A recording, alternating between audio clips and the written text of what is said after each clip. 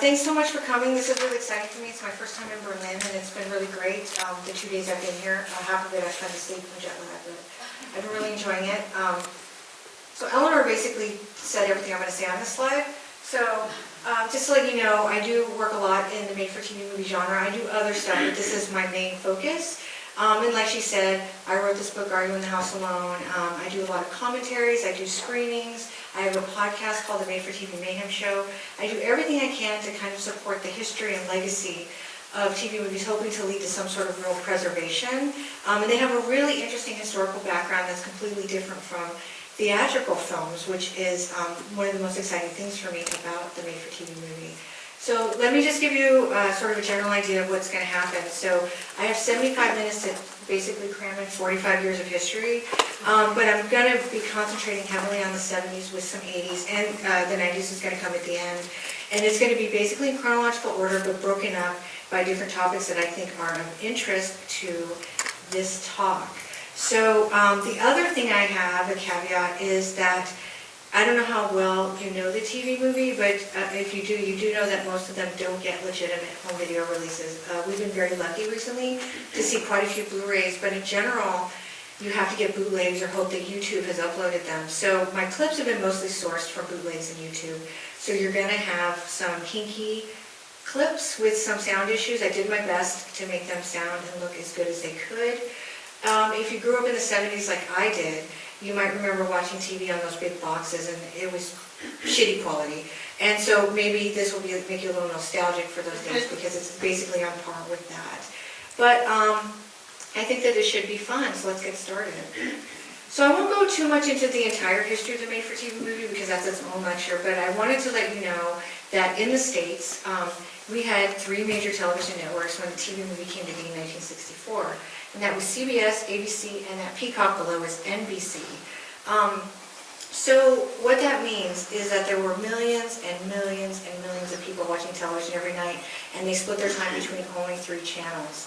So when you hear people say, oh my God, The Walking Dead got 10 million last night, I can't believe it. That would be failure by 70s TV standards, which were getting 40, 50 million people a night watching like All in the Family and stuff like that. So how do you market your TV movie? Well, there's a lot of different ways to do it, and we'll look at some female-centric ways to do it. But in general, the TV networks like to market their movies as events. And they really were, because they would probably air once, maybe twice, if it was a very popular film. And they might show up on your local channel if your programmer liked the film itself as well. But generally, you had one chance to watch it. And it was a really great way to get people to stay home and not go to the movies. And it's also important to note, and this is where the women are going to become really important in my talk, the most desired demographic for women from the beginning of TV till today is females aged 18 to 49. And that basically started because when TV came to be in the 40s and 50s, women tended to be housewives, therefore they were the largest consumer in the household. So people who were making products wanted their ads on the shows that women were watching. I think really interesting points of reference, if you go back to the 50s, are shows like The Donna Reed Show, which is about a housewife, but obviously it's told from a female point of view. Or something that I think is really interesting is if you go back and watch Leave It to Beaver, you will notice that Barbara Billingsley is top billed through the entire series. And it was a way to get women interested in watching your shows. So the other thing that the networks had to consider besides their demographic, well, to consider with their demographic is, well, how do we get these women to come to look at our shows? What can we offer them that the theatricals can't?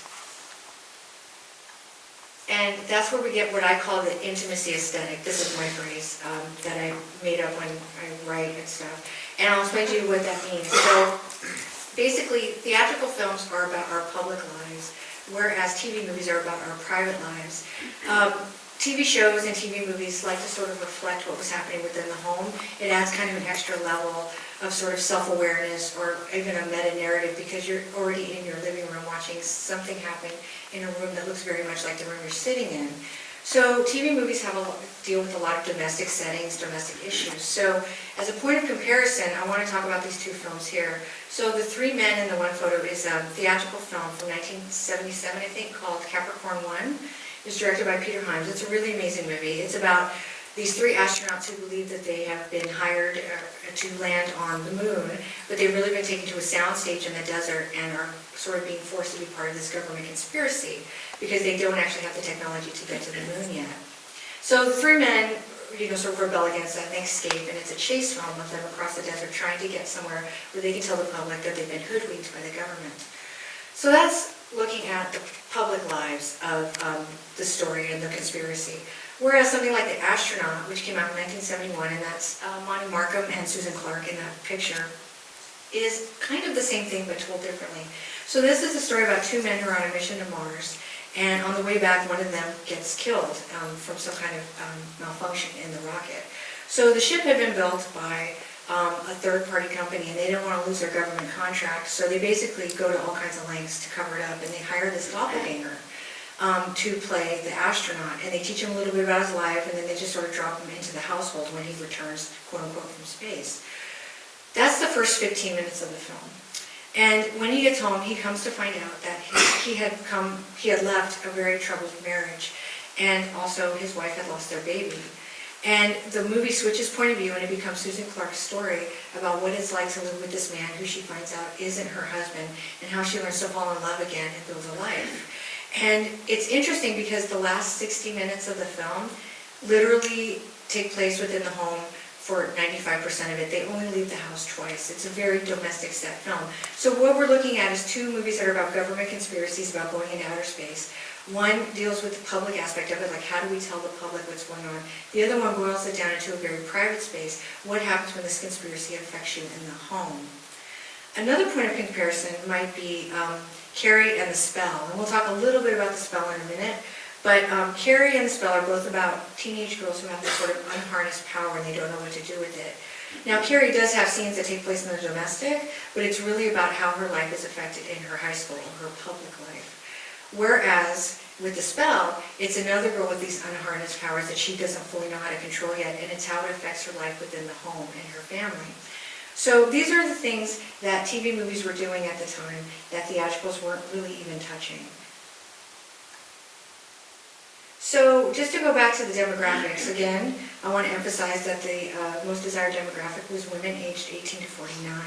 But by the late 60s, there was a new demographic that was emerging, and that was young people of both genders, aged 10 to 31.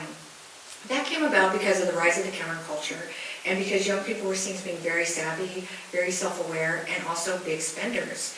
And so the networks, or I should say the advertisers, wanted shows where they could place their products that young people would see them. So in the late 60s, you saw a rise in a lot of interesting sort of young people shows, like the Mod Squad, of course, which is about right, 3 hip, very diverse police officers, or something like Then Came Bronson, which was a really amazing show about a guy who basically gets rid of the monkey suit and leaves the corporate world and gets on his motorcycle and goes across the country, heavily influenced by Easy Rider. So you've got these 2 demographics, and you've got to find a place for them to meet so you can get the largest audience possible. So there's a book called The ABC Movie of the Week by Michael McKenna. It's not as good as mine, but it's very good. And he has a quote that I really like to use when I give my lectures. So he said that popular telefilms were the ones where, quote-unquote, relevant movies reveal an emergence of the middle ground. And that's what a lot of these movies were doing, especially in the genre films. But first I want to talk about a non-genre movie, a drama, called Maybe I'll Come Home in the Spring from 1971. So this is sort of a counterculture versus suburbia kind of film. It stars Sally Field, who at the time would have been really famous to television audiences for starring in Gidget. And at the beginning of the film, she has left her life in the counterculture, having become very disillusioned with what she had seen and experienced there. And she comes back home to live with her parents, but she's old enough now to sort of recognize the cracks in the facade of her suburban utopia. And she begins to wonder where she belongs in the world. So what this film is doing is it's telling the story from a female point of view, and it's also sort of critiquing the counterculture and suburbia, and therefore it's attractive to women of all ages and people in general, young people especially because of the counterculture and what it is saying about that. It's a really interesting movie. So using that same thought process, I think the telefilm also merges these 2 demographics in the genre movie. What it does is it's, again, utilizing strong actresses. Here we're looking at a picture of Karen Black from The Strange Possession of Mrs. Oliver. And it's kind of an interesting sort of gateway, because so when this movie came out, I would have been 6 years old, and no way would my parents like, hey, let's go see Texas Chainsaw Massacre. But they would let me watch this, because it was on TV, right? And so it was a great gateway into horror. But what it's doing that's attracting these two demographics is very interesting. So The Strange Possession of Mrs. Oliver was written by Richard Matheson, which is a name you may recognize for The Twilight Zone and for Duel, which is a great TV movie we won't talk about here, but everybody should see if you haven't. And so what it is it's about a woman played by Karen Black who is a housewife, and she's really interested in doing things outside the house, like, getting a part-time job. But her husband, played by George Hamilton, puts his foot down and he says he wants her to stay at home and have a baby. So one day she's shopping, and she passes by a sweater and a wig in a store, and she buys them, and when she puts them on, she transforms herself into somebody else, and this somebody else exercises a lot more autonomy and agency. She goes out to this town by herself, and she goes out to these bars, and she becomes this other person. But then she starts to wonder, where does her place belong in the world? So we're doing all of the same things we were doing in Maybe I'll Come Home in the Spring. Here we're talking about second wave feminism. We've got an actress that was super famous at the time for Easy Rider and 5 Easy Pieces, that everybody really liked. And we're dealing with all these topics, but we're doing it in the guise of a thriller film. So we're still interrogating these issues, but doing it with genre, which is really fascinating. And there's a lot of movies that do this. So that's all to say that horror movies were really prevalent in the late 60s, early 70s, probably because of the ABC movie The Week, which was a weekly anthology show that did a lot of genre programming. And the formula really took. So I just want to show you some ratings that I pulled for examples. Let's start with the first film there in the 1970-71 season, The Feminist and the Fuzz, and I'll explain the ratings and share it to you. I won't explain the ratings because that's a number that has a math equation that goes to it. I don't fully understand it, but the 46 at the end there simply means that 46% of televisions, 46% of homes with televisions, and then we're watching The Feminist and the Fuzz on the night it originally aired. That means half of America was watching something called The Feminist and the Fuzz. And you can already see that TV movies were very topical. So here we're dealing with feminism again. Barbara Eden was in this movie, and Farrah Fawcett. So Farrah Fawcett wasn't famous yet, but two very likable actresses showed up in that, dealing with issues that were important to women. Now, in the 73-74 season, we had sort of a watershed moment in female-centric issues being presented in the telefilm. So you'll see there at number 2 and number 8 are two movies about sexual assault. A Case of Rape starred Elizabeth Montgomery, and it's about a woman who gets raped twice by the same guy, finally decides to do something about it, and is treated really horribly by the legal system. And the movie is about her plight going through the legal system to find justice. It changed the landscape of how we talked about sexual assault in America. I can't even overstate how important A Case of Rape was. And it also really defined Elizabeth Montgomery, an actress known for doing comedy on Bewitched, as a very serious actress. Of course, and then she did The Legend of Lizzie Borden as well, which changed all of our opinions of her as an actress. And that's a really important moment. Huge ratings. I mean, we're talking about 49% of the country tuning in because we were interested in how can we deal with this topic. And they really did a great job. However, Cry Rape didn't do so good, and we're going to talk about that in a little bit. But it did do really well in the ratings, and it predates Case of Rape, which is interesting, and it's still doing some of the same work, just not as well. But now let's look at genre movies. So you'll see both of these Nielsen listings have, I think, 2 films each in there that are horror-related. But we're just going to talk about the female-centric ones. So in the 1970-71 season, there was a movie called Crowhaven Farm. It's pretty famous. It's basically about witches who sort of come back from the dead to get vengeance on this sort of reincarnated person who turned them in and had them killed back in the day when he did that to people who said were witches. And it's using melodrama and the Gothic to tell its story. And so, the Gothic is famous for being a domestic set often. And so we have that, but also the movie isn't just about this woman being reincarnated and dealing with these vengeful witches. She's also in a troubled marriage and she can't have a child, which in the 70s was a big deal because everyone was expected to have one. And so these played a big part in the film itself. So we're talking about issues, again, important to women, marriage and family.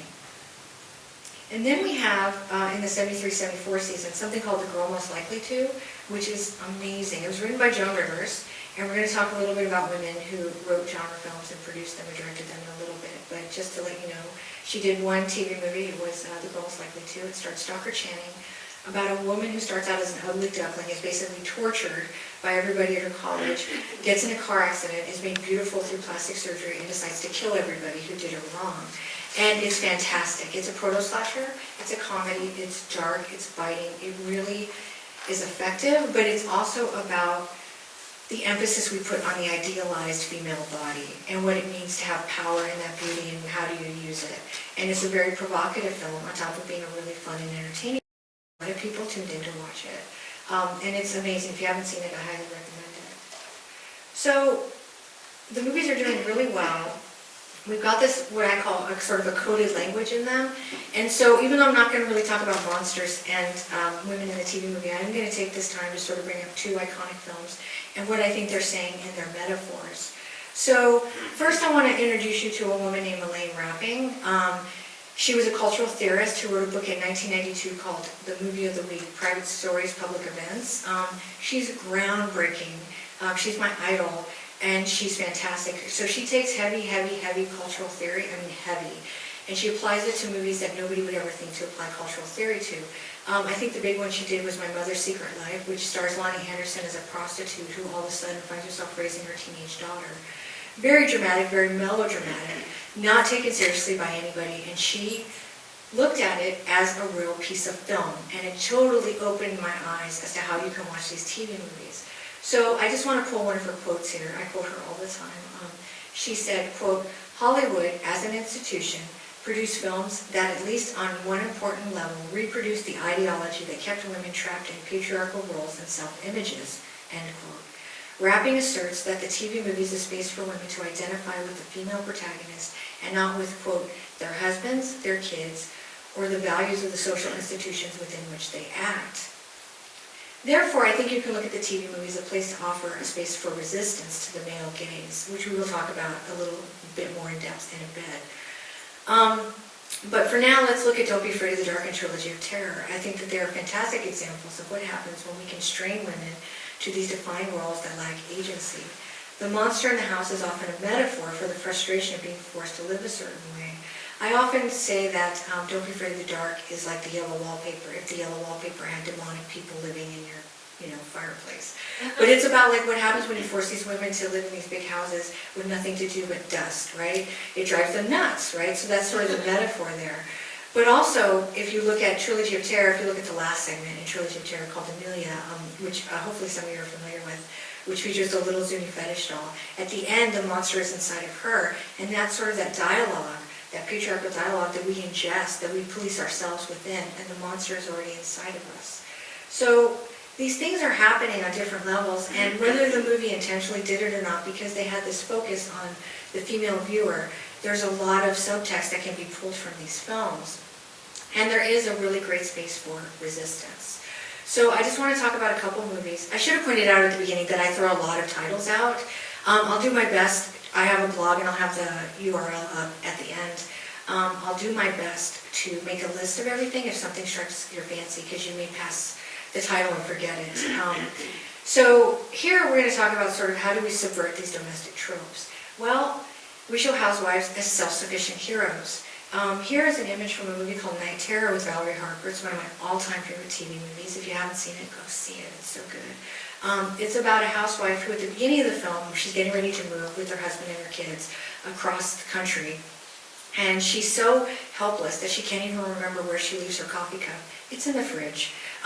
She does all these things that make her seem really helpless. And then as she's driving across the desert by herself to get to this endpoint where her son had to go into the hospital and she's trying to get to him, she witnesses a murder. And then the killer chases her across the desert, and she turns out to be a really self-sufficient person and able to take care of herself, and she's her own hero by the end of the film, and it's extremely empowering. And even in the 70s, like for instance, Kevin Thomas of the LA Times really talked about the feminist aspect of this, so it was apparent to everybody. There's another movie that came out called She Cried Murder. It predates Night Terror by like 5 or 6 years, where Linda Day George plays a widow who witnesses a murder, and when she goes to report it, the cop who comes to take her statement is the killer, played by Telly Savalas. And so he chases her across town, and she's always one step ahead of him, and she's very resourceful. So that's another way to look at sort of how self-sufficient these women could be when they've actually been denied the idea of being that. We also have the idea of female intuition as a very real thing, and we'll talk about that. I have a clip from a movie that I'm dying to show you. We also deal with handling female hysteria.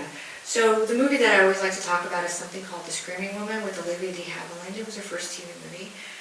And she plays an older woman who is walking on the grounds of her estate, and she finds a woman that's buried almost completely, and she's dying.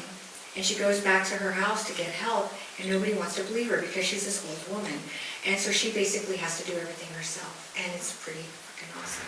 And so the other thing that TV movies did that makes them so incredible is that it was a space for older actresses like Olivia de Havilland to find really good work.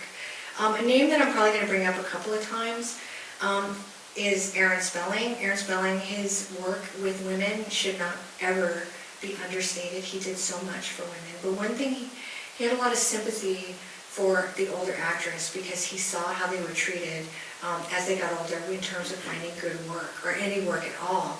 And he actually lured Barbara Stanwyck to the small screen. He worked with her on something called Zangeray Theater, where he was a producer. But then he brought her to do, she made 3 TV movies. He produced all of them. The first 2 are genre, Taste of Evil, and The House That Would Not Die. Both are great. The House That Would Not Die is my favorite of the 2. And the characters in those films are so wildly diverse. So he's giving women really meaty roles.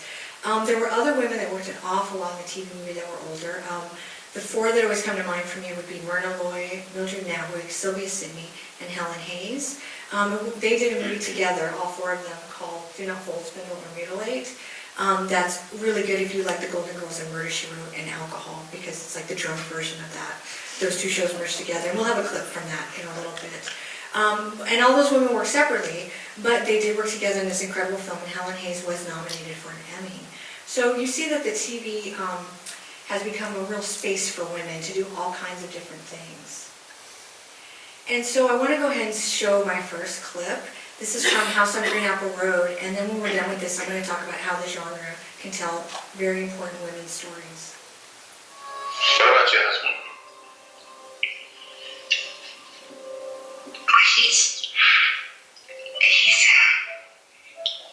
He's away so much.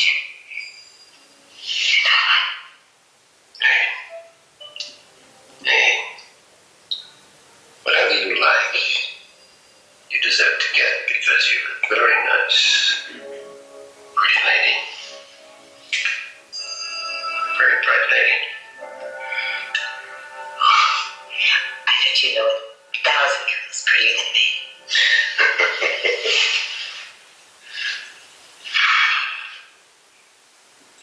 Can you get away next Thursday night?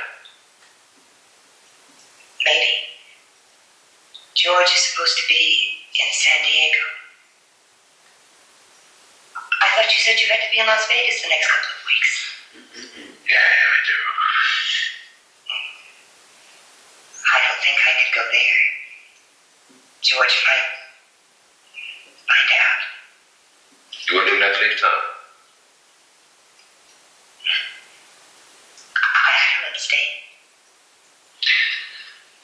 Well, you see, there's this friend of mine. He's going to be here for a couple of days on business. Brent? Yeah. You'll like him, man. Believe me. And I mean, I gave it to you. He really knows how to treat women. He'll be nice to him. He'll be nice to you.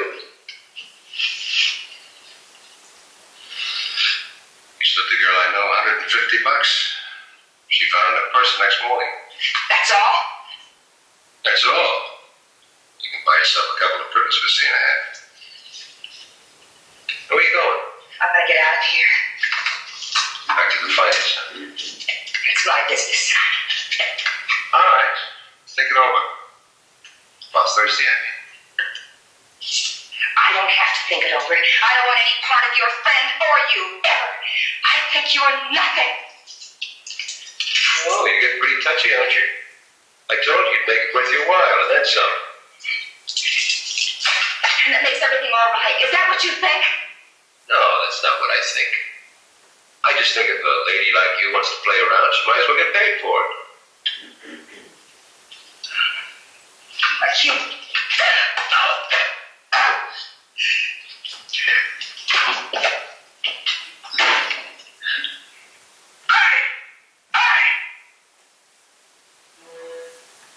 So, The House on Green Apple Road was a pilot movie which starred Christopher George as Dan August. It did become a short-lived series with Burt Reynolds in that role.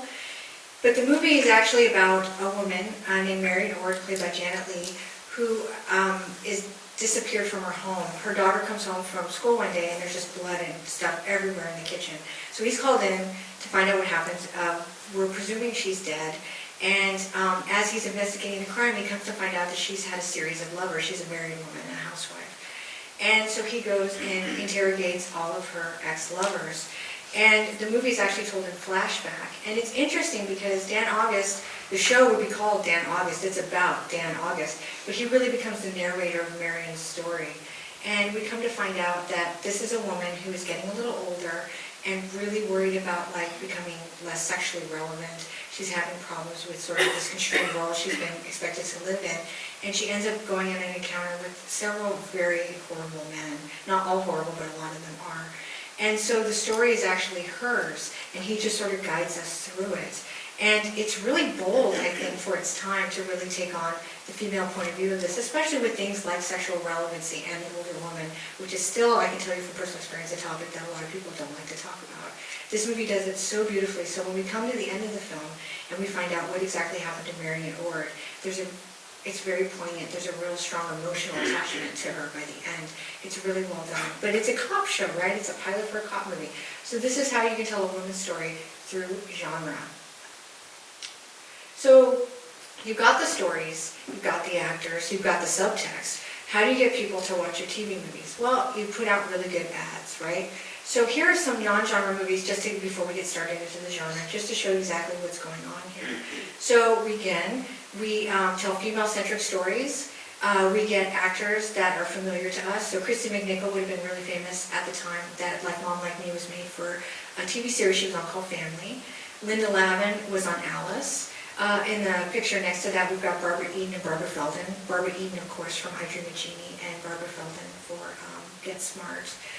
And we just highlight these things. So if you look at this, these are issues that are relevant to women living in the 70s.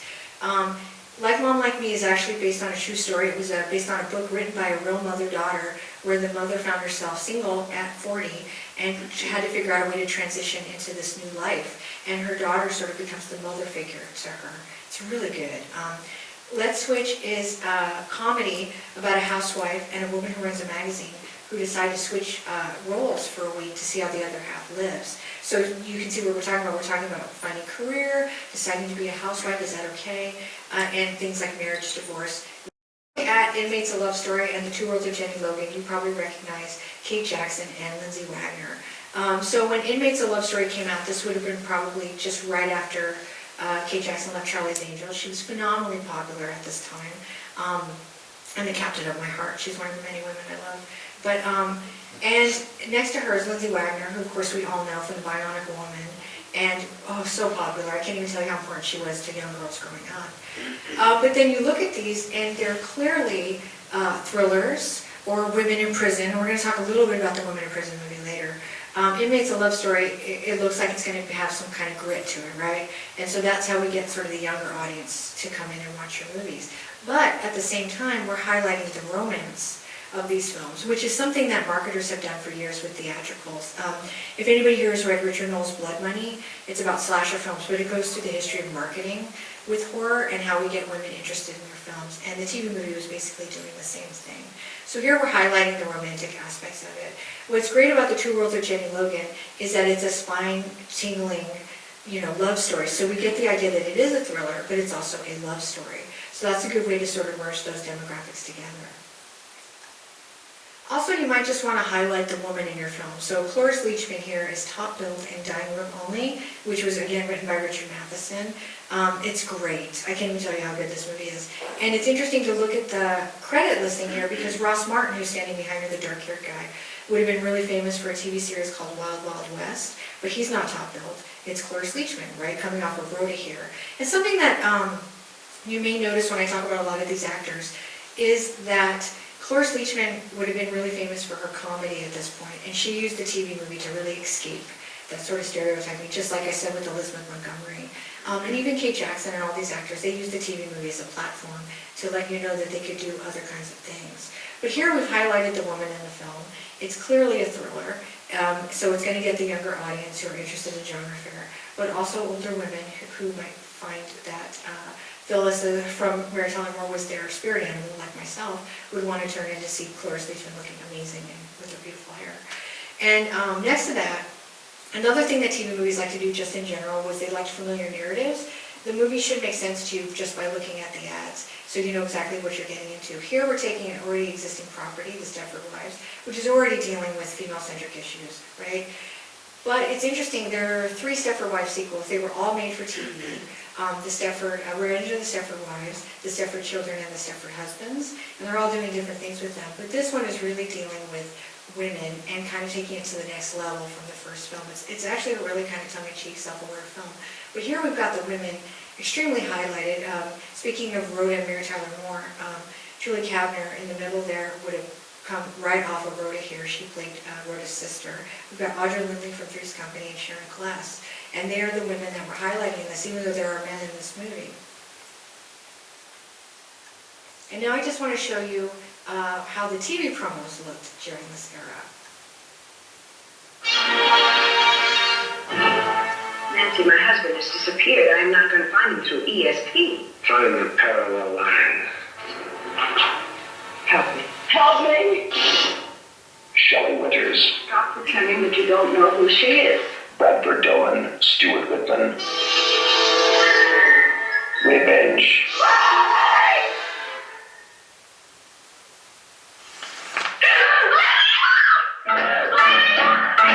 My girls are special. These girls follow my rules. She's got to be stopped. Put yourself in prison. You'll need a whole case, documentation, witnesses. You'll have to stay alive long enough to get it. Ida Lupino, Lois Nettleton, Jessica Walter. Women in Chains. Linda Blair, who caught hell from the devil in The Exorcist, now goes through the real hell of a women's prison today in Born Innocent. The first of NBC's world premiere movies, Tuesday at 8, 7 Central. She was born innocent, but that was 14 years ago.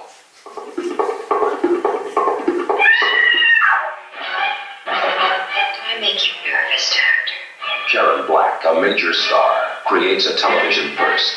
There's a golden chain wrapped around it to keep the spirit from making the doll come to life. Face. To face with the unbearable unknown. Trilogy of terror. Officer, I'm almost done empty. We're gonna get some gas. Come on. With only 2 interruptions, a young woman finds herself the target of a deranged killer in Night Terror. Oh my God. Someone is trying to kill me, kid. He's trying to police officer. I saw the whole thing. And the nightmare begins as Valerie Harper stars in Night Terror, Monday at 8 on Channel 5. It's all going to be so wonderful at college, especially sorority life, unless they didn't like you. I'll get you blackballed. The initiation of Sarah, right after the $6 million man.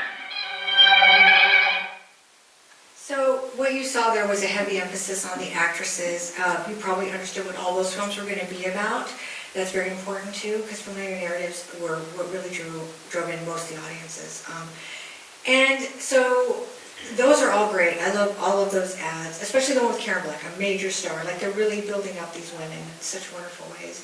But I want to talk about how you can do it right and how you can do it completely wrong. And by doing that, I want to show you 2 ads from 2 TV movies that starred Kathleen Beller, who made a handful of TV movies in the late 70s and early 80s. All are very good. So she did this movie called No Place to Hide, which came out in 1981. It's one of my all-time favorite TV movies, probably my top 5. It's a thriller.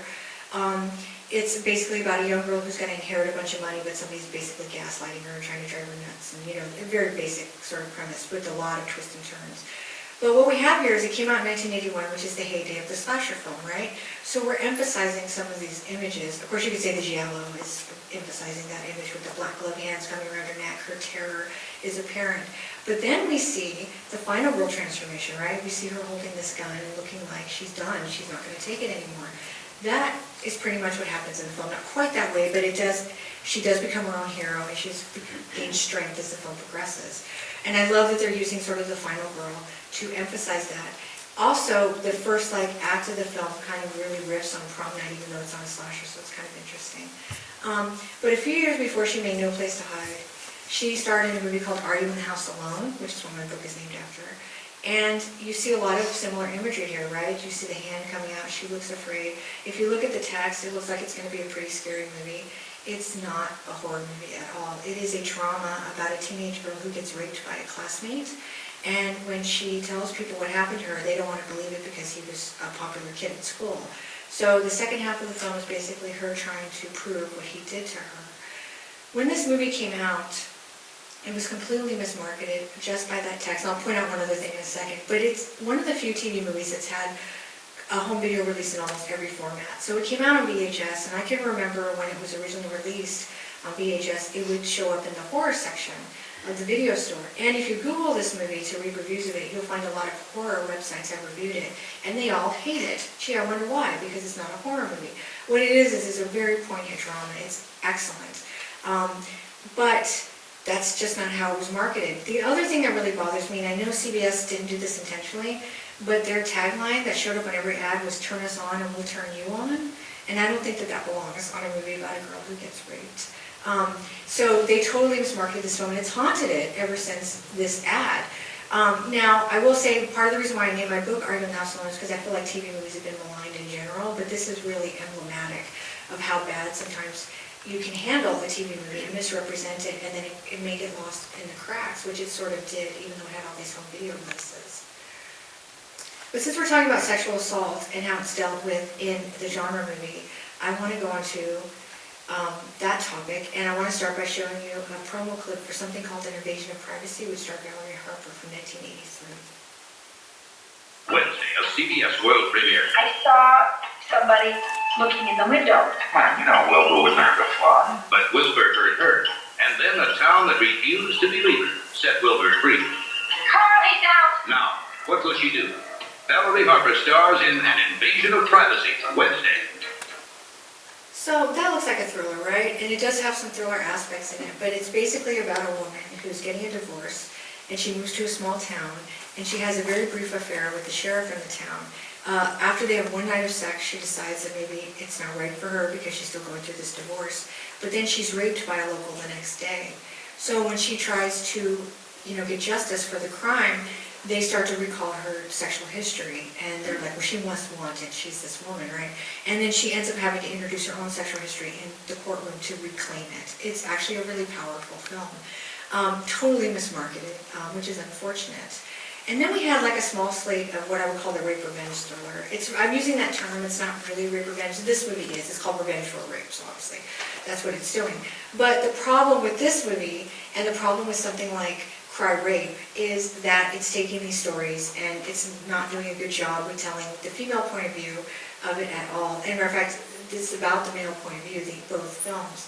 So Revenge for a Rape and I guess Cry Rape are basically about how women misidentify their attackers, that they can't be relied upon when something bad happens to them. And in a case of Revenge for a Rape, the man has to seek vengeance, but then he's seeking vengeance on the wrong person because his wife has misidentified her attacker. Cry Rape is about a series of women who misidentify their rapist, accusing one guy who's totally innocent, and the film becomes about him trying to prove that he's innocent. And so we've taken the story and the narrative away from the women, and that's not cool. And so it's interesting that A Case of Rape came out, and it really changed the way we thought about these things, but the TV movie had a really hard time reconciling that, and weren't really sure how to tell these stories properly. So a lot of these sort of clumsy attempts came out. There was a movie from 1974 called It Couldn't Happen to a Nicer Guy, which is about a guy who gets raped, and it's a comedy. But by the time we got into the 80s, we started to see more nuance of the language, especially with this kind of topic. I'm talking about males getting raped. Some of you may remember a movie called The Rape of Richard Beck, which starred Richard Crenna, about a womanizing cop who gets assaulted by two men, and he starts to come to realize that he's really treated female assault victims very poorly. It was directed by a woman, so that's probably why it's so freaking good. But anyway, so these were problems with the TV movie. Another problem was in the height of second wave feminism, there was sort of this rise of what's called spiritual feminism, which I'll talk about here in a second. And that sort of idea got tackled a little bit in the paranormal TV film in some kind of negative ways, which I'm going to explain here.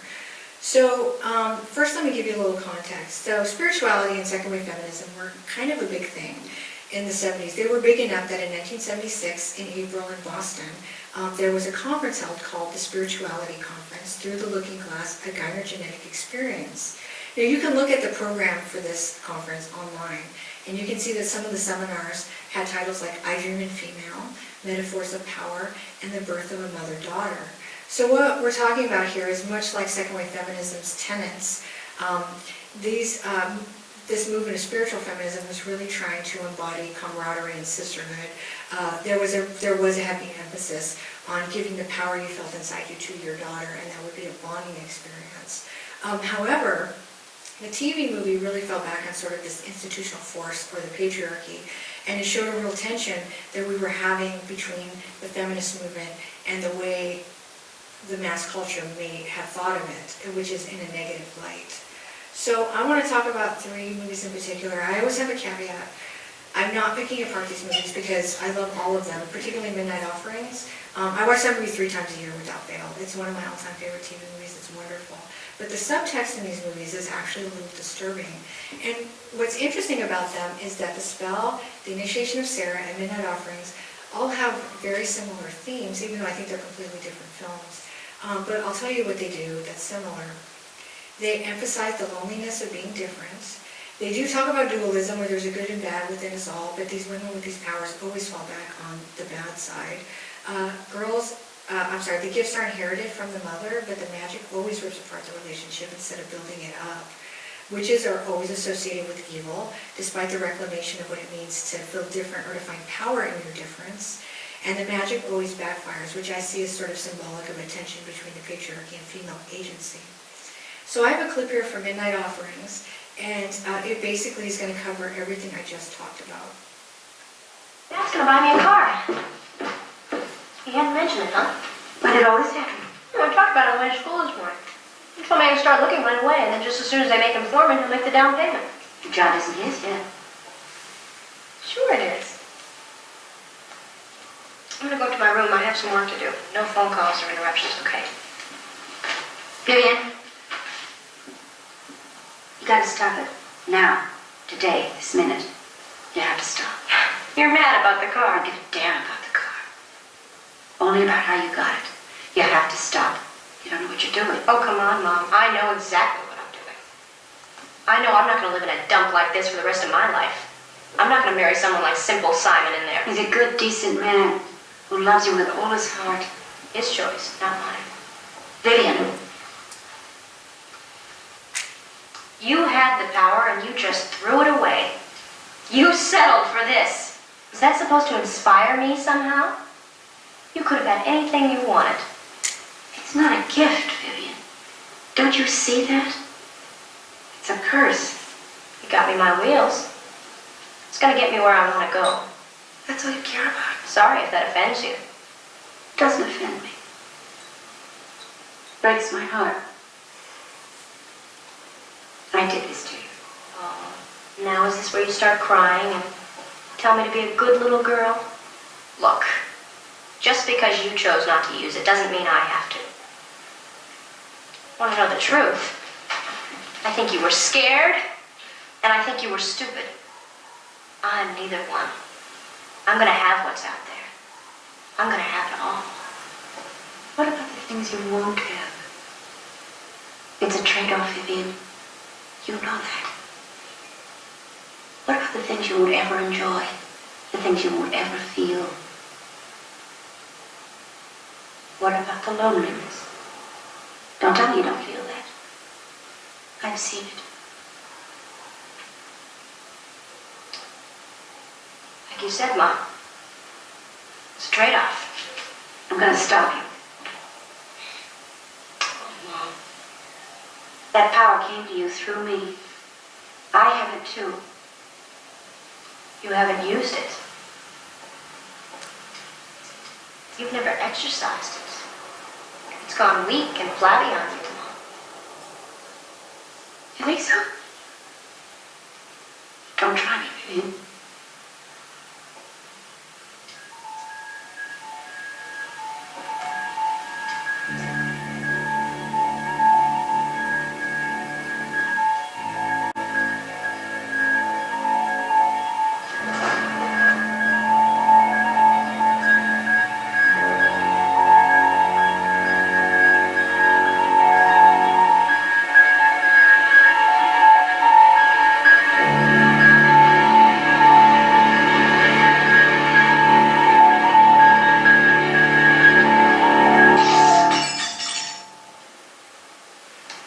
Night, Mom.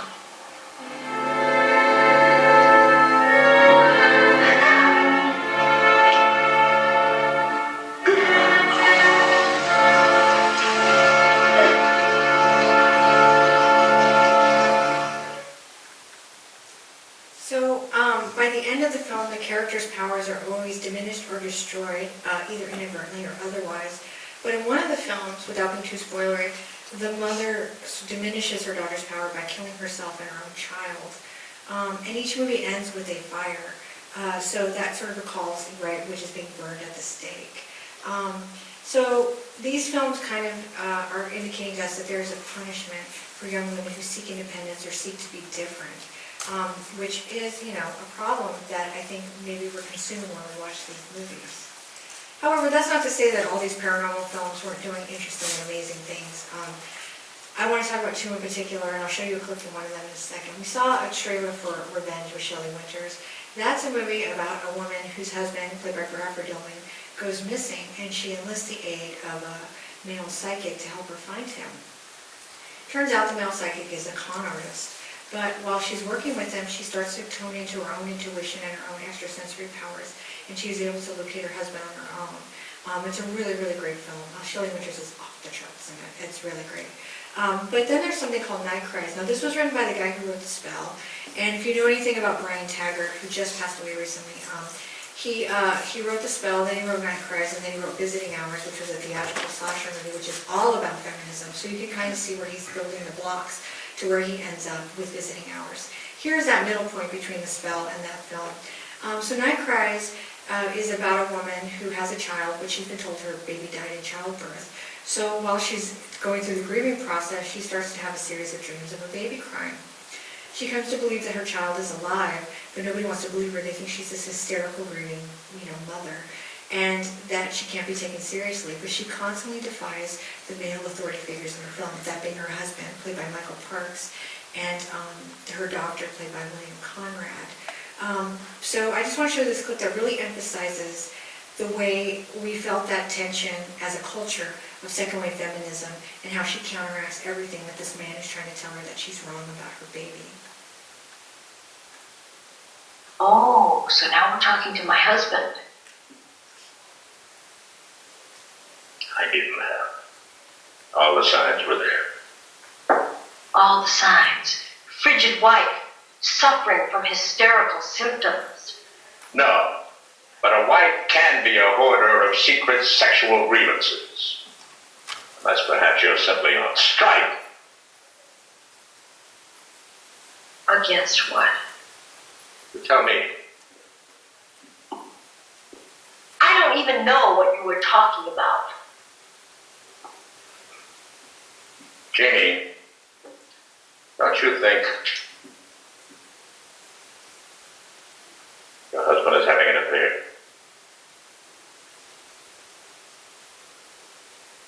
Don't you?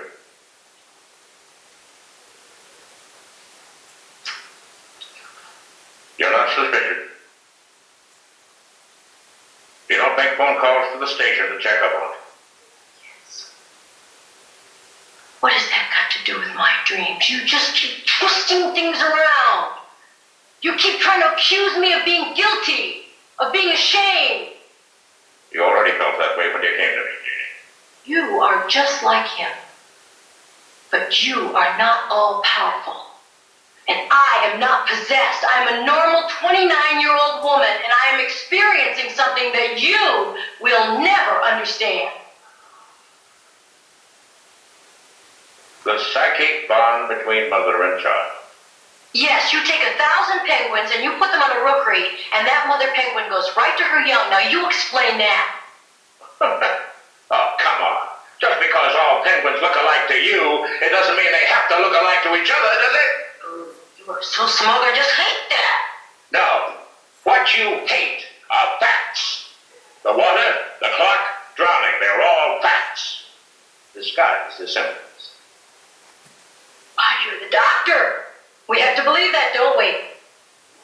Well, I've got 20 years of clinical evidence to back me up. What have you got? I've got a feeling. And it's not clinical. I love that scene so much. I could watch it over and over. It's so amazing. And so you can see that they were really dealing with women in a very positive way in some paranormal films as well. And then things went off the charts as we got into the late 70s and early 80s, and we started women were settling into this idea, hey, I can have a job, right? I can have a good job. I can have a career. And there's going to be backlash against that. And so we had a series of what was called career-driven terror. Now I'm going to go a little bit in depth to someone watching me because it's amazing and it does a lot of interesting things. But I want to tell you a little bit about Fantasies in another movie. So Fantasies came out in 1982. It stars Suzanne Pleshette as a woman who one day wakes up and finds that her husband has left her, and she has a teenage daughter and no means of income. So she works her way up into becoming the producer of a very popular nighttime soap. Unfortunately, though, she's lured in the wrong fan, and he starts killing her castmates. Part of what drives him is the fact that she is independent and powerful. Some years later, I guess in 1989, I think, there was a movie with Joe Claybert called Fearstock, which is about a woman who produces a soap, which I find fascinating. And basically, he has targeted this woman because he only targets women who are independent, and he's driven only by making women terrified and by making them feel like they can't do things on their own anymore, like they have to have a man in the house because they're scared or whatever. He wants to diminish their power. Well, Joe Clayburgh's not going to put up with it, right? And so it's a movie about how she holds on to this independence as long as she can, and it's amazing. It's a really, really strong portrayal of a very strong woman. And so the thing about Fantasies that's really interesting, I want to mention the name David Levinson real quick because he's going to come up briefly here in a second. But David Levinson wrote Fantasies. It was directed by William Wyard. Those two made 3 TV movies together that are all really interesting and all feature a very strong female lead. So they did a movie from 1981 called This House Possessed with Jill Eilbacher and Parker Stevenson. And it's about a nurse who stumbles on sort of a mystery about this house. And she has a lot of autonomy, I think, in her role. And then they did Fantasies. And then a couple years later, in 1985, they made a movie called Kicks, which is about a female professor who's also an adrenaline junkie, played by Shelley Hack from Charlie's Angels.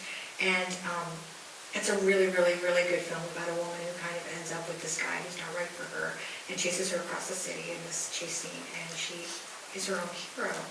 But then we had the movie that did it better than any other movie I can think of, and that is Someone's Watching You, which was made by John Carpenter, and it came out in 1978. It was actually made before Halloween, but aired a month after on the networks. This movie is all about reversing the male gaze at every corner. It does such a great job. And I know I haven't really prefaced what the male gaze is, but essentially Laura Mulvey in the 70s wrote this amazing essay about how the camera work in films is so often positioned on the male protagonist, and the female then becomes the object that wants the protagonist to notice her, right? And so there's a lot of attempts now to sort of subvert that gaze, but John Carpenter was doing it in 1978 in a TV movie marketed to women.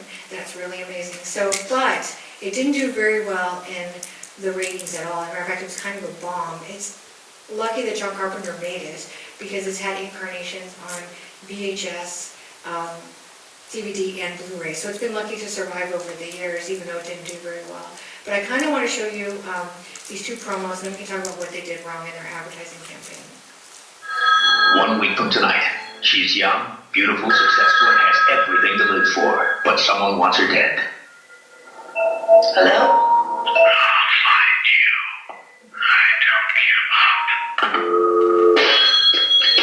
Lauren Hutton, David Burney, and Adrienne Barbeau star in a chilling tale of suspense and terror.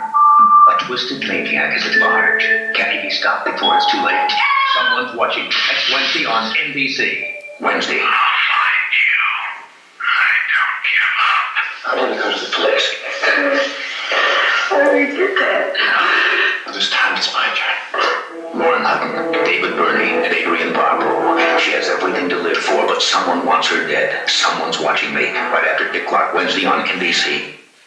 So, I think that those two ads do things that I don't really like. One is that they highlight the terror that the character is going to be played by Lauren Hutton, but they don't really emphasize the fact that she's really strong and is her own hero, especially in the second clip where her love interest played by David Burney says, "You should call the police," and she says, "I have," and then he said, "Now it's my turn."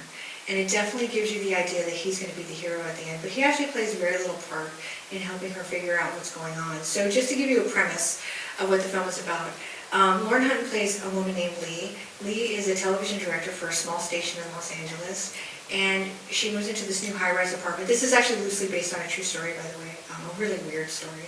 And she gets this letter in the mail, and the letter says that she's won this contest and she's going to get a series of packages and perhaps a trip at the end of it. And so one of the things she gets is a telescope, which is important. We'll talk about that in a second. But first, let's talk about that she's a television director. So Lee's job is to look. She's not afraid to look. That's what she does. So also, when she first moves into the apartment, we see her fixing, I can't remember if it's a radio or a telephone, but she's very proficient with technical objects. And there's a scene where she receives the telescope from her stalker, and there's a 3-minute segment, 3 minutes of watching her put it together, because she can handle any object, she can take care of it, she can build it. Her best friend, played by Adrienne Barbeau, is a lesbian. Now that's handled very briefly in the film, but basically they're just really good friends. And so we're looking at two women who are completely subverting cultural norms, right? A lesbian and a woman who can basically take care of herself. And this creates a lot of anxiety in the killer, a lot. And that's what drives him to her. But my most, I guess my favorite scene in the film actually involves David Burney when he's introduced as the character that he plays. So he walks into a bar, and Lee is in there reading a newspaper, like you do in a bar for some reason. And he hits on her, and she graciously turns him down, and he walks away graciously. And the thing is, when he starts walking away, the point of view, camera shot, is of her looking at him, and then she glides towards him, and then she comes onto him. She's the aggressor of the relationship. She guides the relationship from the beginning. She's an extremely strong character, and this is a really reappropriated lately over the years, or I should say reassessed, I'm sorry, as to how good of a film it is and how well it belongs in his canon, because he has had many, many interesting female characters in all of his films. And then I want to talk about Amazons. I want to say this came out in 1984, and that's an important date. This is basically about a group of Amazons who decide that they want one of their own in some sort of position of power at the White House, so they set one of them up to run for vice president. And I'm only bringing this up with the year because 1984 was the year that a woman ran for vice president in the United States for the very first time. So this movie is capitalizing on that sort of anxiety of women in positions of power. Now, this movie was written and produced by David Levinson, by the way, who wrote those movies I talked about, Fantasies and This House Possessed, before Geraldine Ferraro put her name in the hat. But she had been talking heavily about wanting to run for vice president. And this movie is basically the response to that. It's got both good and bad subtext in it, but the interesting thing is that the Amazonian conspiracy is sort of uncovered by a female doctor. So we do have women in all kinds of positions of power in this film, and it's very interesting.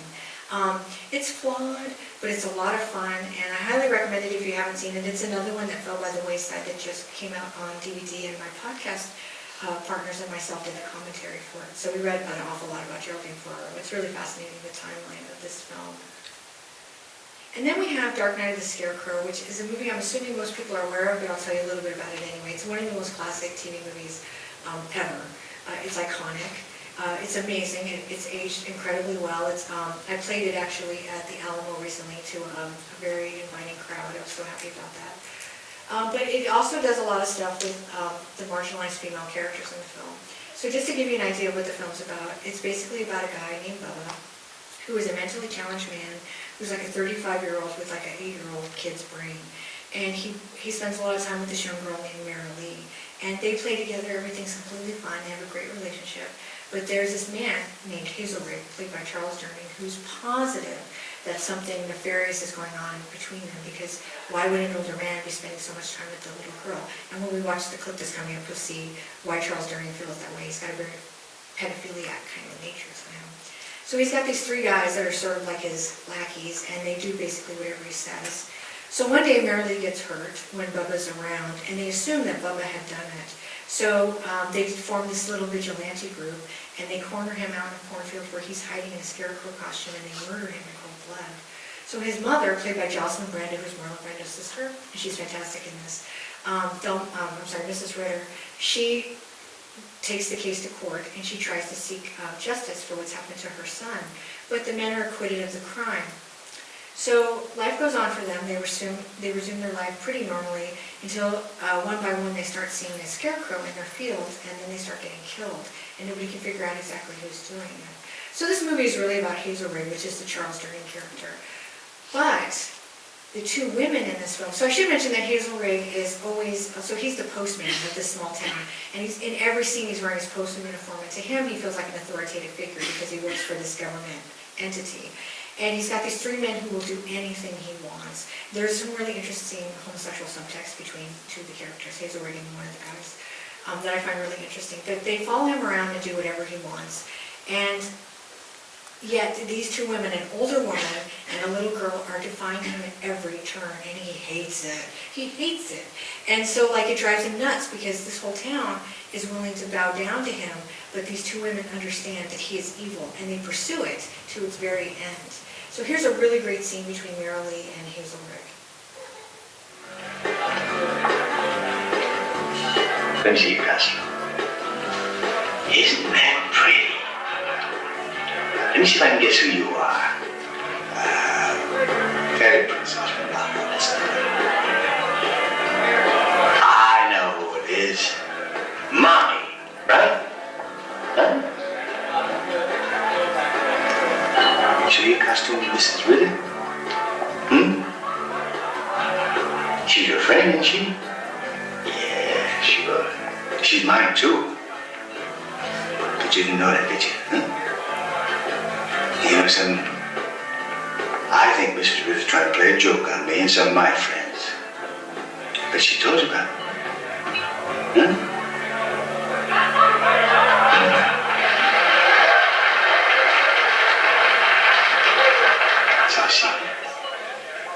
I bet that's what it is. It's a secret. Well, I can understand that. You can tell me, I won't say a word. Come on, I'm not gonna hurt you. You come whisper in my ear, and it'll still be a secret.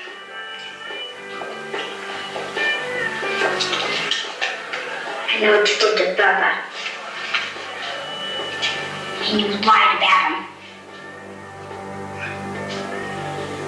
Where'd you hear that? He told me. He told me everything.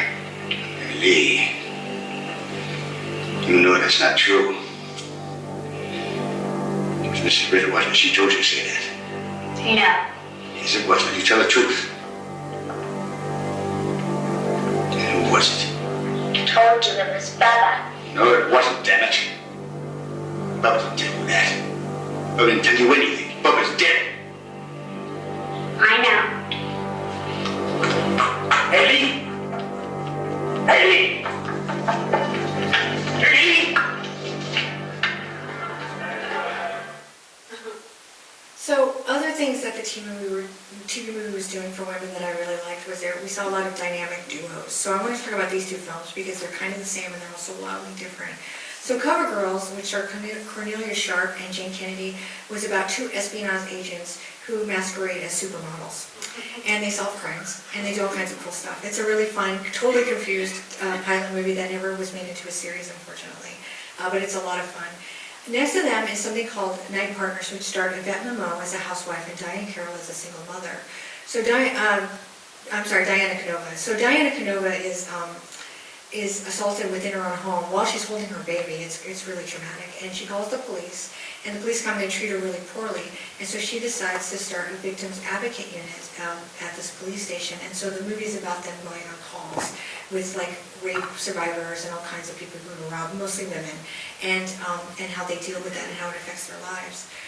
And so what's really interesting is we're basically got the same idea, is that we've got two women fighting, the bad guy. But we've got fantasy and we've got reality. And the thing about it is that all of these characters are empowered and pretty autonomous. Even the housewife, Yvette Mimieux's husband, is a cop in this, and he has problems with it, but they work through it as a couple. It's very interesting and very well done. There's also a heavy focus placed on female friendship, which is a big thing for me. These movies are about women building each other up and not knocking each other down. I feel like the blueprint for that probably came from Charlie's Angels. That TV series gets a lot of flack, but it does a lot of amazing things if you want to see it, and it's there. But there was a lot of other sort of female duos that came out in the 70s and 80s. There was a remake in the late 80s of William Castle's I Saw What You Did with Tammy Lauren and Shawnee Smith, which is really amazing and totally about female friendship. And then there was a pilot movie that came out in the late 80s called Partners in Crime with Lonnie Anderson and Linda Carter, which is about two women, wildly opposite from each other, who had both married to the same guy at some point and were divorced from him, but he dies and he ends up willing them his detective agency so they become detectives. It led to, Lonnie Anderson's great, and she's like a cello player or something like that, but it's such a good series because it's about these two women married to the same guy, right, at some point, but they get along really well and they rely on each other to solve these crimes instead of fighting against each other like something you would see in Moonlighting where they have that sexual sort of tension. So it's really, really great and positive the way these films are dealing with women. But then we also had the female ensembles, which had a lot of antagonism in them too, but also a lot of really great empowerment. So I've just put two here. There was a ton of these types of films. But She's Dressed to Kill from 1979 is basically a slasher movie about models trapped on a mountain chateau during a model shoot where everything goes haywire. Five Desperate Women is a proto-slasher, really good, a little campy, but I really like what it's doing with its characters. They're all really sympathetic. But what Five Desperate Women does that I find really transgressive and really amazing, without being too spoilery, it is a proto-slasher, but there's not a lot of victims. So there are several survivors, but the quote-unquote final girl of the film is a black prostitute. And that's something you don't even see today. You very seldom see black women in these movies in roles that go past being a victim, much less the hero, and somebody who has a job that most of us would probably look down on, right?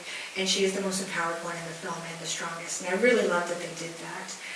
And there were several other movies, like I talked about Do Not Fool, Spin, or Mutilate. We saw an ad there for the initiation of Sarah. There was Deadly Lessons, which was a slasher TV movie that came out in the 80s.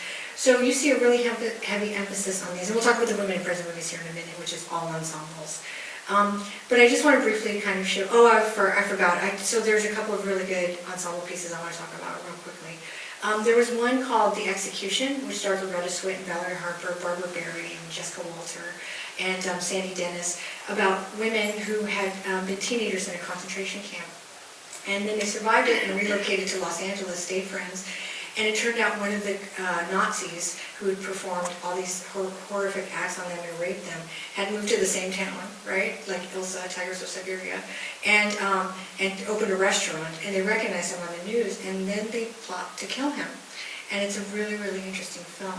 There's another movie that came out in the late 80s called Nightmare at Bitter Creek, starring Lindsay Wagner, which is about a group of women and a drunk guy who are trying to defend themselves against a neo-Nazi group hiding in the woods. There was something called A Vacation in Hell, which is really interesting about women being pursued by quote-unquote natives who are chasing them across the island because they stole something precious. So you're seeing movies on television that you're not seeing in theatricals, where there's just all these women together, working together, doing really interesting things with their characters. Here's just a few clips from some of these films.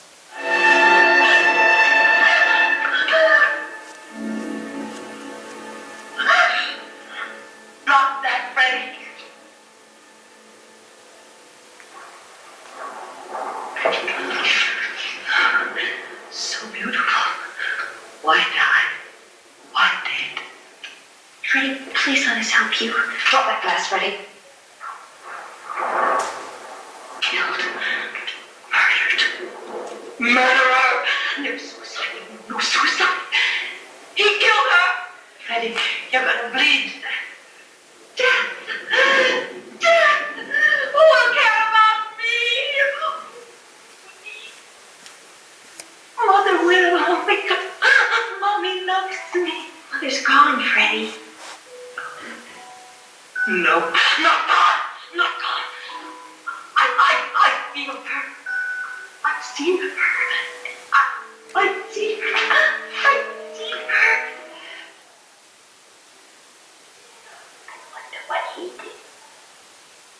He looked like a bankroll or something. This is the criminal. Vicky has shifty eyes. Can't tell if it's good with glasses. I couldn't afford any of that or hallucinating. They were wonders. Man with a handcuff and a shifty look.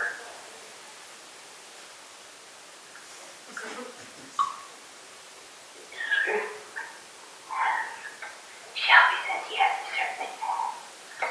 Shelby thinks he has a shifty look. Marlene, I've been working on a new collection, and it's finally ready. Oh, I'm so tired of blue jeans and peasant blouses. I have decided to restore elegance to the world of fashion. Darling, now what I want is all of my old favorites. Kate, Candy, Marissa, Jacqueline, and Camille. Now the showing will be completely private. Just a few of the top buyers and editors. Oh, well, Victor, of course.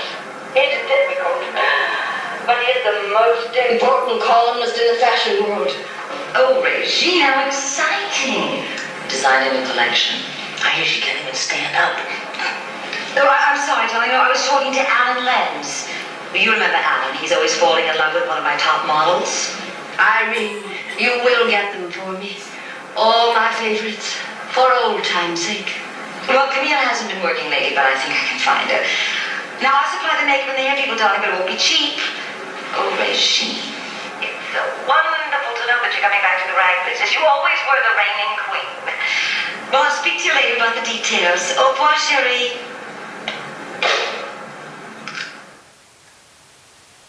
So I want to talk a little bit about the women who were working behind the scenes during this era of television. I'm going to start with Lynn Loring. So Lynn Loring she would produce a lot of TV movies, very seldom in the genre field, but she got started making genre TV movies, starring in them. So you may recognize her from TV movies like Black Noon or Horror at 37,000 Feet. She starred in those with her then husband, Roy Thinnes. While she was making these movies, she became really interested in working behind the scenes, and Aaron Spelling gave her a job in the development department. She moved up the ranks pretty well. She ended up becoming an executive at his production house for a while. Then she moved on to MGM UA, where she would go on to become the first female president to ever run a studio. I heard she's tough as nails, by the way. She's pretty amazing. Next to her is somebody named Rita Lakin. So we saw an ad for Women in Chains. She wrote that. I should say that Women in Chains is one of the highest rated TV movies of all time. It's only been outdone in the genre world, as far as I know, by Night Stalker. It came out in 1972. It did phenomenally well. And 20 years later, in 1989, somebody wrote an article about the top 20 highest rated TV movies since the inception of the TV movie from 1964. Women in Chains was still in the top 20. And that's pretty extraordinary. And it's interesting to note that it's kind of a lost film. It's never had a legitimate home video release, which is unfortunate.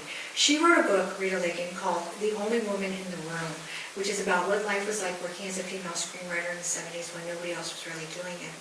She got her job basically by means of survival, because she had been married to somebody who passed away unexpectedly, and she had these 2 kids. So she got a job working for a producer as a secretary, and she was able to sort of move up and become a screenwriter. She did a really great adaptation of Death Takes a Holiday from the early 70s with Monty Markham that I highly recommend. It's really beautiful. And next to her is Juanita Bartlett. So she wrote Midnight Offerings, which we just saw a clip from. That's the only TV movie she wrote, but I brought her up here because she was one of the main writers and one of the producers of the Rockford Files. And so when Rita Moreno won an Emmy for her guest spot on that show. She threw a shout out to Juanita Bartlett because she said she was a lady who knew how to write about ladies. And I thought it was interesting because I didn't really realize this till recently, but the main producer of the Rocker Files was another woman named Meta Rosenberg. So again, we're talking about women working in genre behind the scenes pretty heavily, which is fascinating. And then we have directors, which was kind of a rarity in the 70s for women, and still not that prevalent. We're still struggling, right, to get our voices heard in a lot of different fields, especially in the genre world. But these two women, mostly known for their soap opera work, actually directed a lot of episodes of what's called the ABC Wide World Mystery. So I'm not expecting a lot of people to be too familiar with that show. So what I'll tell you is it ran late at night after prime time in the 11:30 p.m. time slot. It was about 90 minutes long. They did a lot of stuff. They would acquire the rights to theatricals to show. They picked up a lot of episodes of a show called Thriller, which was made by Brian Clemens in the UK. They showed a lot of those episodes as TV movies.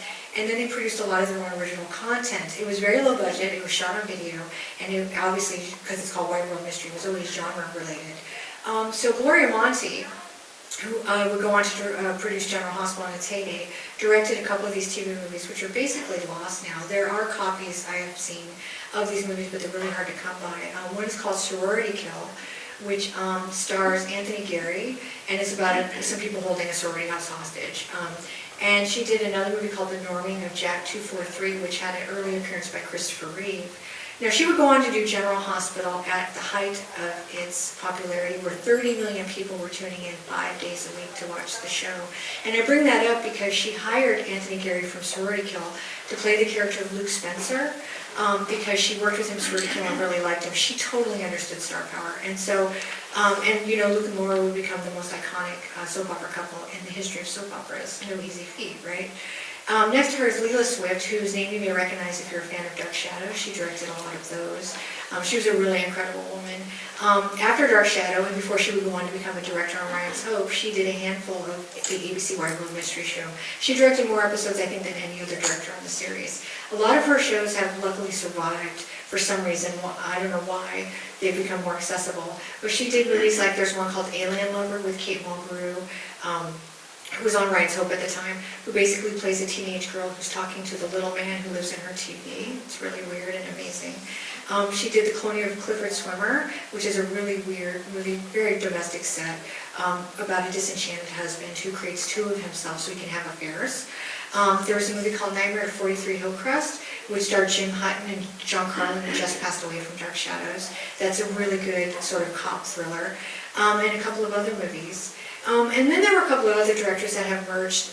We see more now, but I want to kind of throw a shout out to a couple that I think are really important. One is Karen Arthur, who directed The Rape of Richard Beck, which I just mentioned. She did a really amazing movie with Meredith Baxter and Christopher Reeve called Bump in the Night, where Christopher Reeve plays a pedophile, and it's unlike any performance you've ever seen of him. She also did Victims for Victims, the Teresa Saldana story.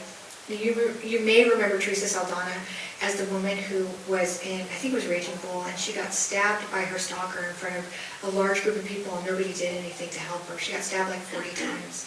And she survived it, and she became the #1 voice in developing stalker laws.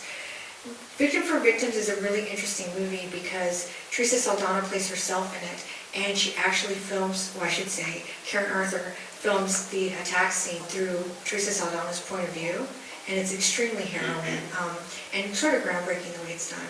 And then there was also Joyce Chopra. Now, you may recognize her name if you ever saw Smooth Talk with Laura Dern, which was a theatrical independent film, kind of a thriller, really weird movie, very good, it's one of my favorites. But she would go on to do a lot of really fun genre movies for TV in the 90s, including My Very Best Friend with Jacqueline Smith and Jill Eikenberry, something called Deadline for Murder, the Edna Buchanan story with Elizabeth Montgomery, and Murder in a Small Town. So we're seeing more and more women pop up here behind the scenes as time goes on. But before I kind of go back to that, well, I'm sort of on the same topic here. I want to talk about the women in prison movies of the 1970s that were made for TV. So I'm using women in prison sort of in quotes, but they did use it in the Born Innocent ad. They portrayed it like a woman in prison movie. But with the exception of Born Innocent, the handful of women in prison movies that came out in the 70s were all written by women, which I find really fascinating. So, of course, Women in Chains, which I mentioned, was written by Rita Lakin. Then there was a movie called Cage Without a Key, which was written by a woman named Joanna Lee, who had started out as an actress working in Ed Wood movies and would become a writer for television. She did a really amazing movie called Mary Jane Harper Cried Last Night. Cage Without a Key is also very good. Stars Susan Day. She's in both of those movies. And then we had something called Nightmare in Badham County, which was written by Jo Himes. That name may sound familiar because she is the woman who came up with the story for Play Misty for Me, and she also wrote Breezy, which would be the first movie that Clint Eastwood would direct. And what's so interesting about Jo Himes, she died in the late 70s at age 48, I believe from breast cancer. And there's very little documentation of her life, even through Clint Eastwood, which I find really upsetting because she was such a groundbreaking woman in her era. So, just a little bit to talk about the women in prison movies. I did the commentary for Nightmare in Badham County, and I found a really interesting essay called Just Like Back Home, Only Different, Plantation Exploitation in the 1970s Women in Prison Movies Filmed in the Philippines. It was written by a woman named Amy K. King. Now, a lot of it obviously doesn't apply to these movies, but she said something that really struck me as interesting. She talks a lot about Roger Corman, who did The Big Dollhouse and The Big Birdcage, right? Two very famous women in prison movies. And he had said that he really enjoyed making those movies because it was the only kind of film he made where he can inject some kind of social commentary, which is basically what these TV movies are doing.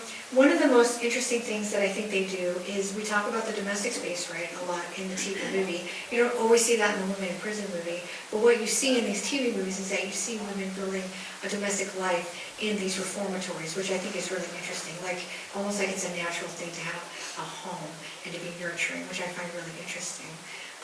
So this could be seen in all kinds of movies.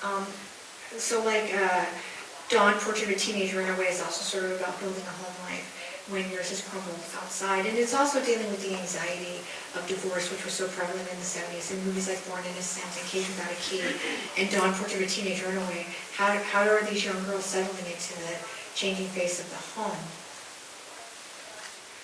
But they were also super gritty, particularly Nightmare in Badham County, which when it was released in Europe had a lot of extra content added that was violent and sexual. And a lot of people who saw it in its theatrical run didn't realize that it was actually a TV movie first.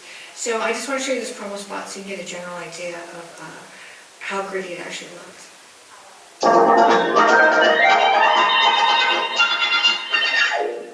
Tonight, on the CBS late movie, two young girls trapped in a hellish prison where no one can find them, and justice turns a deaf ear. Deborah Raffin, Chuck Connors, and Tina Louise star Nightmare in Badham County. Traveling alone was their first mistake. Passing through Badham County was their last.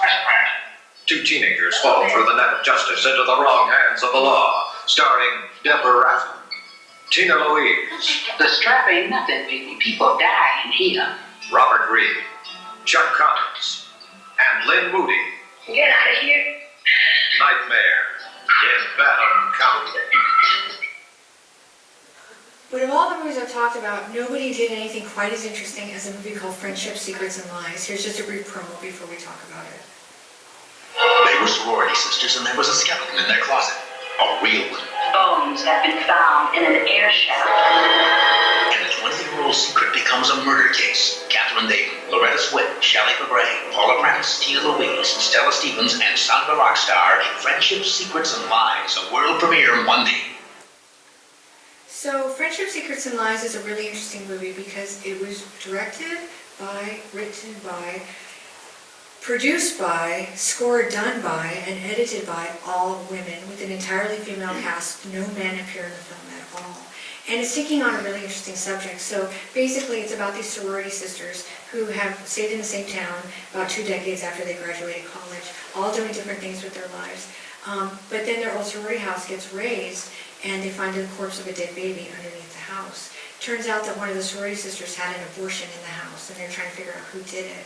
And one of the things so fascinating about it is it's really dealing with this sort of very private issue about how we govern our own bodies in a very public space. So it's kind of almost doing the opposite of that private versus the public in a really interesting way. So this movie was directed by Marlene Laird. This was her only TV movie. She's known for directing General Hospital. And a woman named Anne Zane Shanks, who mostly did produce things. She did some really interesting movies like Dropout Mother and He's Fired, She's Hired, which is dealing with a lot of feminist issues. Joanna Crawford wrote it. She was an actress and a writer. She wrote Her Life as a Man, which is about a female reporter who disguises herself as a man to actually find work, because nobody would hire a woman, right? And then Babs H. Steele wrote the novel that this movie is based on. It was produced by Jacqueline Babin, who did a lot of those wide world mysteries that Lila Swift directed. She also worked in episodics and soaps. Wendy Reich, I know best from soaps. She did some after school specials. And Ellen Whitman, this is her only production credit on IMDb. The music was done by a woman named Angela Morris, who did a lot of nighttime soaps like Dallas and Dynasty. And it was edited by Diane Adler, who had edited the Rockford Files, which has a really huge female crew, which is fascinating. And then we saw the cast, Catherine David, Loretta Swit, Sandra Locke, Stella Stevens, Tina Louise, and Paula Prentice. This wasn't really ever done again to this degree. The one movie that comes into my mind was one from the 90s with Judith Light called Against Our Will, which was a woman in prison movie that was directed by Karen Arthur, who I mentioned briefly before, and written by Linda Bergman. It's not as good as Friendship, Secrets, and Lies, but it's also trying to do the same thing when women start to tell their own stories. And then we got to the 90s, and we stopped pretending like these movies weren't really made for women. We were like, these movies are made for women, so, here we are. And we had what is called the queens of the telefilm, right? So you had like Patty Duke, Judith Light, Meredith Baxter Burney, Valerie Bertinelli. All these women were working heavily in the TV movie in a wide variety of roles, doing a lot of amazing things. We also saw the birth of the Lifetime original film. So Lifetime is a network in the States. It's a cable channel. It's called Television for Women.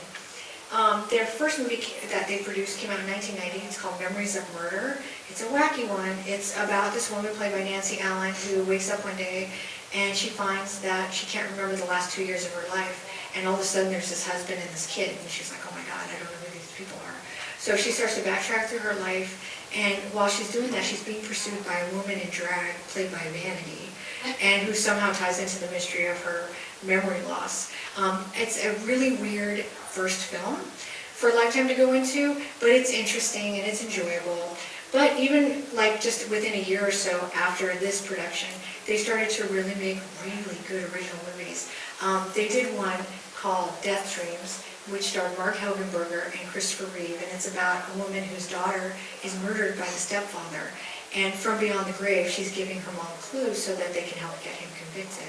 And it goes back to that idea of the mother and daughter and their bond, and that's heavily emphasized in this movie. Also, this is a real strong female friendship film too, because she enlists herself with this doctor who specializes in paranormal activities and helps her try to pursue this case against her husband. There was also a movie called Deadly Love with Susan Day where she plays a vampire. And it's amazing because there's this really great scene where she's carrying her love interest through the streets because she's so strong, and it's just amazing to look at. So there was all kinds of stuff happening on Lifetime at this time too. But I think what's so interesting is we started to see women build their own production houses. This started in the late 80s and was really strong in the 90s. So women like Donna Mills and Victoria Principal started their own production houses. So Donna Mills didn't do a lot of genre stuff, but she did do a true crime thriller called An Element of Truth, which is a lot of fun. But Victoria Principal, she wrote an erotic thriller called Naked Lie with James Tarantino that's really fun. She did a movie with Robert Hayes called The Abduction about an abused housewife trying to escape her from her husband after he kidnaps her. And she did this really weird, dark romance anthology called Seduction, 3 Tales from the Inner Sanctum, which is really weird and arty and kind of stands out for this era of filmmaking. And something interesting about both of those women is in interviews they both said, well, first it gets harder and harder to get work, and so I want to create work for myself, but also I want to make the movies I want to see. So we started to see female voices really emerging in the 90s, which brings me to Lindy DeKoven, who is awesome. She changed the face of television in the world of TV movies in the mid-90s when she made a movie called The Friend to Die For, also known as Death of a Cheerleader, with Tori Spelling and Kelly Martin. So Lindy DeKoven is kind of a rags to riches story. She started as a secretary at NBC, and she really wanted to make the TV movies she wanted to see, so she moved herself up into an executive position and started producing these. So she had a really heavy interest in younger women. And so at the time, TV movies were really kind of scaling higher in that 1849 demographic. So she wanted to maintain that, but she also wanted to attract a younger audience. So she kind of changed the way these films were structured. So she was making the same types of films, but what she was doing where she was making the protagonist much younger, usually a teenager or young adult, who was anchored by one of these older actresses that we've all come to love. So Death of a Cheerleader, of course, is Kelly Martin's film. She was on Life Goes On. She was a teenager at the time, very popular. And her mother's played by Valerie Harper. So you can see how these two age ranges are sort of merging together. Well, Death of a Cheerleader, or A Friend to Die For, ended up being the biggest movie NBC aired that year. It came in number 4 overall in the ratings, and it was huge, and it changed the way a lot of these films were structured. And Lady DeKoven really held on to the structure as well. She would end up making movies like Her Last Chance and She Fought Alone, which are doing things where they've got the younger actress and the older actress. And then we saw a lot of young female-centric horror coming out, like I've Been Waiting For You, which came out in 1998 with Sarah Chalk.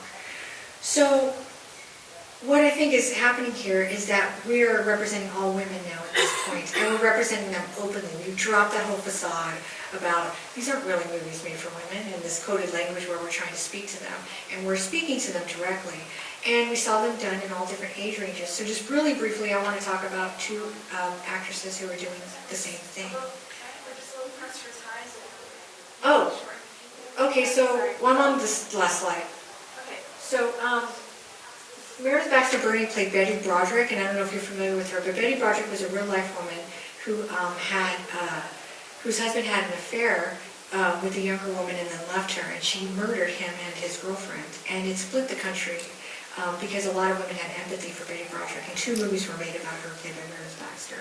So Tracy Gold just plays a really nasty person in The Face of Evil, and she's a lot of fun, and it's so different from the role she played in Growing Pains. It really allowed her to grow and for us to see her as an actress. So that's all to just say that these movies were really doing interesting work, and that Lifetime is still holding the mantle, and that you should watch all these TV movies, new and old, if you can find them, because they're all very important in their own way. And you can follow me at madefortvmayhem.com if you want to see my social media, or I have business cards if you want to get in touch with me. And that's it. Thank you.